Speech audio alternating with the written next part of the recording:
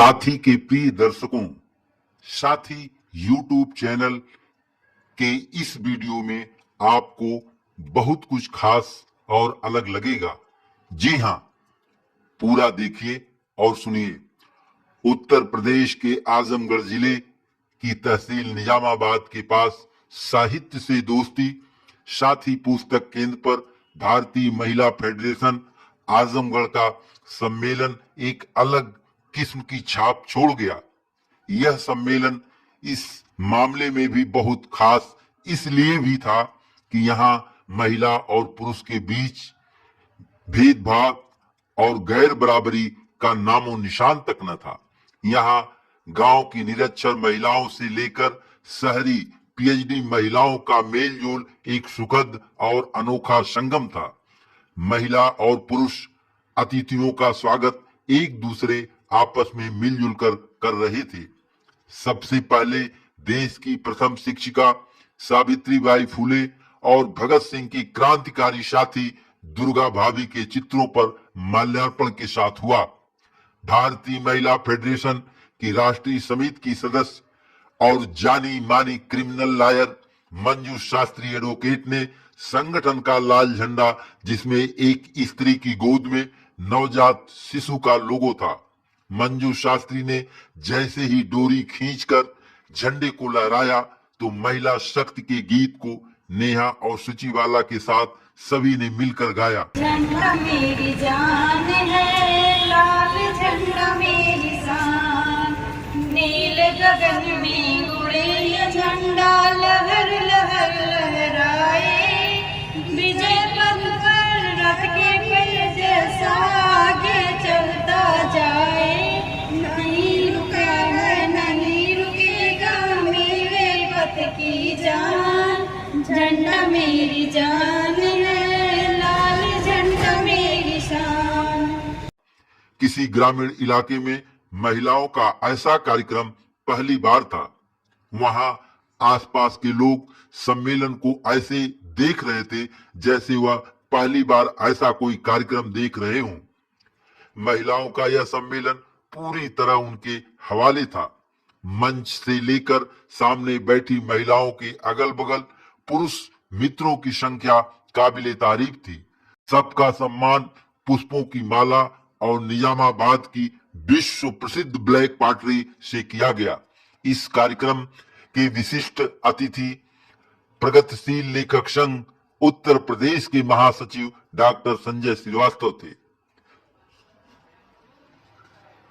सम्मेलन में साथी सूरजपाल ने डफली पर दहेज पर गीत गाकर सभी को भावुक और उनकी आंखों को नम कर दिया। देश में बढ़ल अत्याचार, देश में बढ़ल अत्याचार, तिलक बढ़ गए बेशुमार, और समधी तिलक मांगे 10-5 लाख बहिनी, कि कैसे घर में राखब बिटिया कुंवार बहिनी।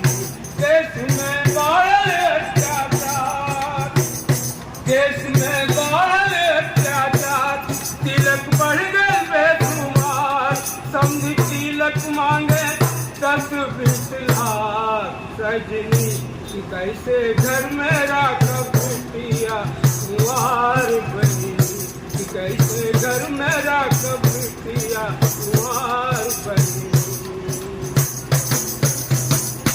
के लड़का MA पास, के लड़का MA पास, डिग्री कसहू ना पूछात, लेकिन मांगे मोटरसाइकिल कार सजनी, कि कैसे घर में रखब बिटिया कुंवार बहिनी। सम्मेलन के आकर्षण का केंद्र सरकारी प्राथमिक स्कूल मुल्लापुर ब्लॉक मोहम्मदपुर के बच्चे रिया कुमारी, अर्चना यादव और राज थे, जिन्होंने कठिन योगा और नृत्य से सबका दिल जीत लिया। शिक्षक विक्रम मौर्य द्वारा प्रशिक्षित बच्चों की कला को देखकर सड़क के राहगीर भी खड़े हो गए। कार्यक्रम में मौजूद लोग खड़े होकर लगातार तालियां बजा रहे थे। देखें बच्चों की कला की एक झलक।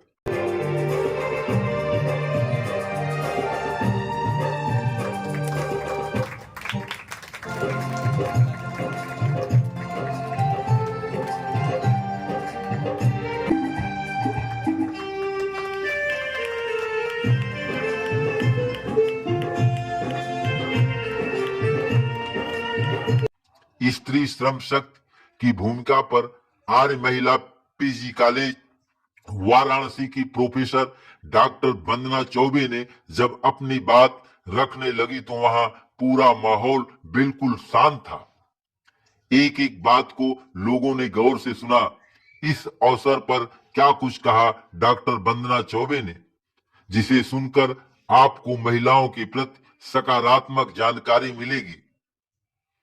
साथी से जितेंद्र हरि पांडे की रिपोर्ट। इसलिए आप ये समझिए कि आप मजदूरों की पत्नियां हैं, आप खुद मजदूर हैं और आप ही पूंजीपतियों को इतना ऊंचा बनाएगी। जिस दिन आप ये काम उनका बंद कर देंगी, उस दिन उनका पैसा, उनका काम, उनका सब कुछ घटने लगेगा, तब वो आपको जबरदस्ती कराएंगे। और जिस दिन आप जबरदस्ती भी काम नहीं करेंगी, उस दिन उनका सारा काम ठप हो जाएगा। ये पूरा देश, ये पूरी व्यवस्था, ये पूरा काम झाम दुनिया का बिल्डिंग जितना बड़ा बड़ा आप लोग देख रहे हैं, तो सब बंद हो जाएगा। मैं बनारस में रहती हूँ, वहाँ कपड़ा बनाने वाले बुनकर रहते हैं, जानते हैं ना, रोटी, कपड़ा, मकान, 3 चीज आपने को चाहिए, है ना। रोटी उगाता है किसान, कपड़ा बनाता है बुनकर और मकान बनाता है लेबर मजदूर जो निर्माण करता है बिल्डिंग।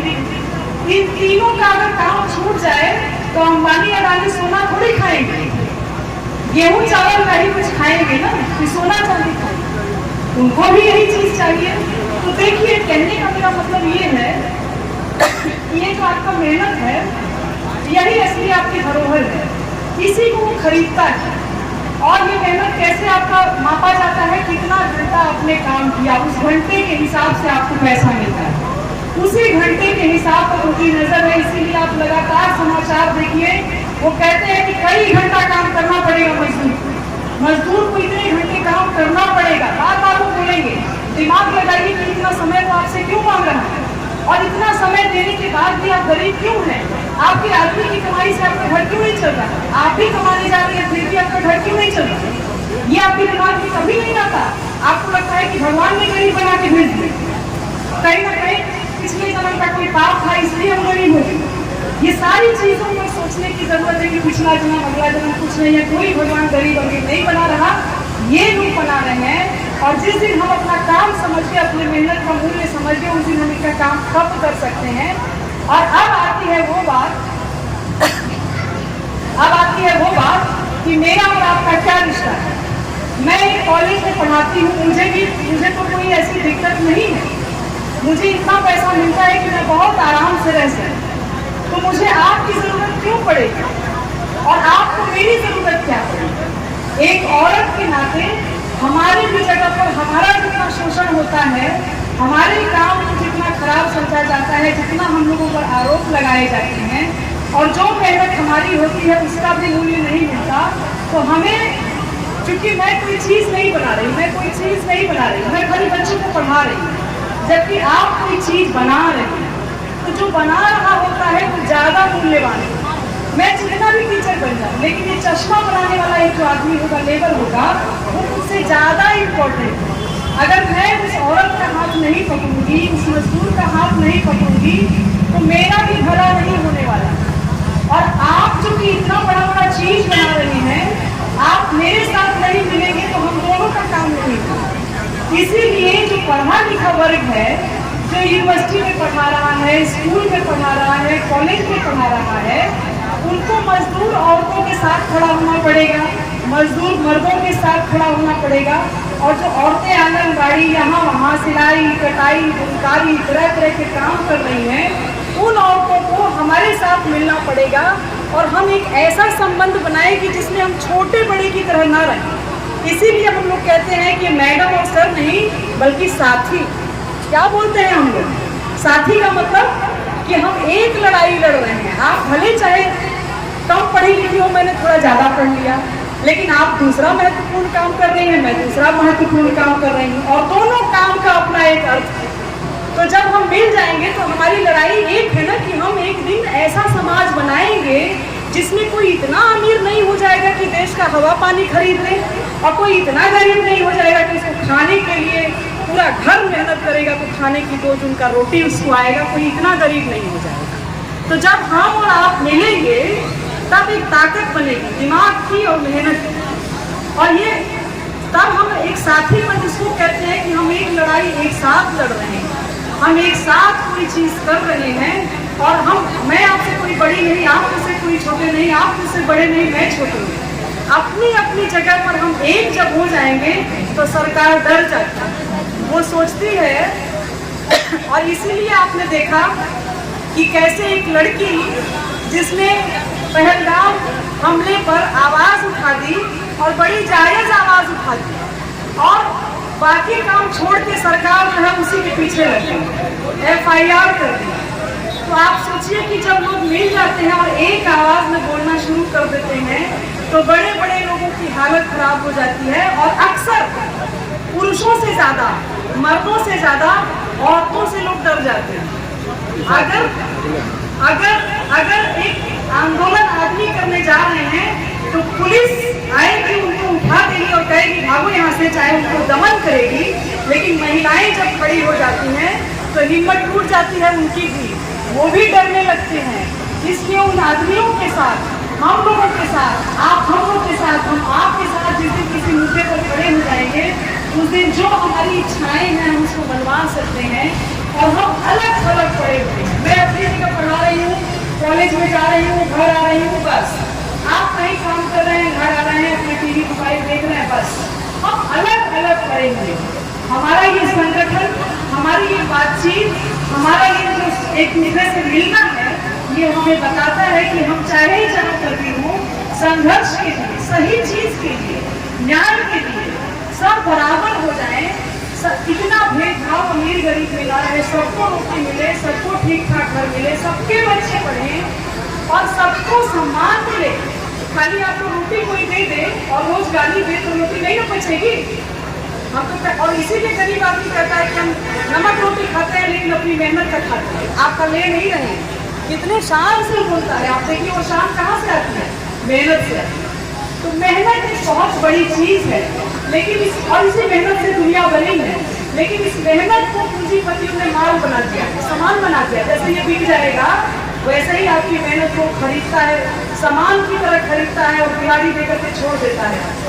अब आप जाने, आपका काम जाने, सारा मुनाफा उसका, सारी मशीन उसकी, सारा न्याय उसका, सारी सरकार उसकी, और हम अपनी बनाई हुई चीज को पाने के लिए भी तरस जाते हैं। इसलिए इस मेहनत को समझिए कि ये मेहनत बड़ी चीज है, इस पर दुनिया टिकी है। और इस मेहनत के आधार पर मेरे जैसे लोग, आप जैसे लोग और आपके आदमी और मजदूर वर्ग और जो छोटे छोटे किसान जगह जगह लड़ रहे हैं, वो अगर मिल जाए तो इन लोगों की नाक में दम कर सकते हैं। ये बहुत बड़ी ताकत बन जाती है। इसलिए हम कहते हैं कि हमको एकजुट रहना चाहिए, हमको एक साथ कई कार्यक्रम करना चाहिए, संगठन बनाना चाहिए। यही हमारी ताकत है। और यही मैं आपसे बस लास्ट में अपील करूंगी कि हम लोग पढ़ने लिखने वाले लोग हैं, आप अपने बच्चों को पढ़ाइए। ये कहना बड़ा अजीब लगता है कि पढ़ाइए, मैं जानती हूँ कि इतना पैसा नहीं हो पा रहा कि आदमी अपने बच्चे को प्राइवेट स्कूल में पढ़ा ले। कह देना बहुत आसान है कि पढ़ाइए, बेटी बचाओ बेटी पढ़ाओ, लेकिन कहाँ है? अगर थोड़ा बहुत पैसा जुटता है तो हम लड़कों को पढ़ा लेते, लड़की के लिए वो भी काट लेते। तो जब प्राइवेट स्कूल हो जाएगा, प्राइवेट अस्पताल, सब कुछ इतना महंगा होगा तो हम तो भाषण दे देंगे कि पढ़ाई, हम तो कह देंगे मार्केट में सब चीजें ले लीजिए। लेकिन मार्केट में जब स्कूल, कॉलेज, शिक्षा सब कुछ मार्केट में बिक रहा है तो जिसके पास पैसा होगा वो ना डॉक्टर बनेगा, इंजीनियर बनेगा। आपके बच्चे तो दिमाग में तेज होकर भी नहीं जाता है। आपके बच्चे कैसे MBBS में पढ़ेंगे, कैसे इंजीनियर बनेंगे? बहुत मोटा पैसा लगता है। 1917 में आपको लास्ट में यही बात बता के मैं खत्म करूंगी कि सोवियत संघ में जब मजदूरों का राज आ गया था, आपको पता नहीं, जानकारी है कि नहीं, और आपको आश्चर्य होगा कि मजदूर देश चला रहा है। सोच सकती हैं आप, वो देश चलाया और देश ही नहीं चलाया, उन लोगों ने इतना आगे बढ़ा दिया समाज को कि जो ये पूंजीपति बड़े बड़े थे डर गए। वो सोचे कि अब यही लोग चलाएंगे तो हम क्या करेंगे। और उस समय औरतों को हर तरह का उनको सुविधा दे दिया गया, सबको वोट देने का अधिकार उस समय नहीं था, वोट देने का अधिकार दिया गया, जिससे चाहे आप शादी कर सकती हैं वो अधिकार दिया गया। अगर किसी स्त्री का बच्चा शादी से पहले हो जाता है तो उस बच्चे को भी उतना ही अधिकार मिलेगा जितना शादीशुदा बच्चे को मिलेगा। वो अनाथ या गैर या नाजायज बच्चा नहीं माना जाएगा। इसके बाद बहुत सारी उनको अंतरिक्ष में, विज्ञान में बहुत ऐसी जगहों पर औरतों इतनी जगह दी गई कि पूरी दुनिया एक बार डर गई कि ये लोग मजदूर लोग इतना बड़ा बड़ा काम कर डालेंगे, तब तो हमारी हालत खराब हो जाएगी। और उन लोगों ने धीरे धीरे धीरे धीरे करके हर चीज पर लगाम कसना शुरू किया, वो एक होकर के तोड़ डाले।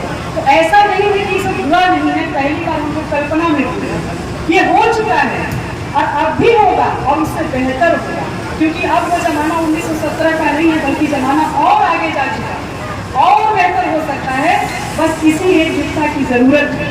तो मैं समझती हूँ कि 8 मार्च महिला दिवस, श्रमिक दिवस, और उसके आधार पर महिलाओं से, मजदूर महिलाओं, श्रम शक्ति की जो बात हुई थी, श्रम शक्ति क्या है, मेहनत की शक्ति क्या है, इस शक्ति को पहचान लेंगे कि हम दुनिया बना रहे हैं, हम दुनिया चला रहे हैं। ये हमको कॉन्फिडेंस अंदर से नहीं आता है, मेहनत भी करते हैं, डरते भी रहते हैं। जिस दिन श्रम का फल हमारे अंदर आ गया, उस दिन हम बहुत सारी चीजें कर डालेंगे। लेकिन ये अकेले नहीं होगा, आपको मेरे साथ, हम जैसे लोगों के साथ, और हर लोगों को आपके साथ मिलने का, और जितने लोग आपको मिलते हैं जिस दिन हिसाब हो, उन लोगों को आपको भी जोड़ना होगा। आप अपने इर्द गिर्द महिलाओं को देखिए, उनको समझाइए, उनको लेकर आइए। हम लोग भी ये काम करते हैं।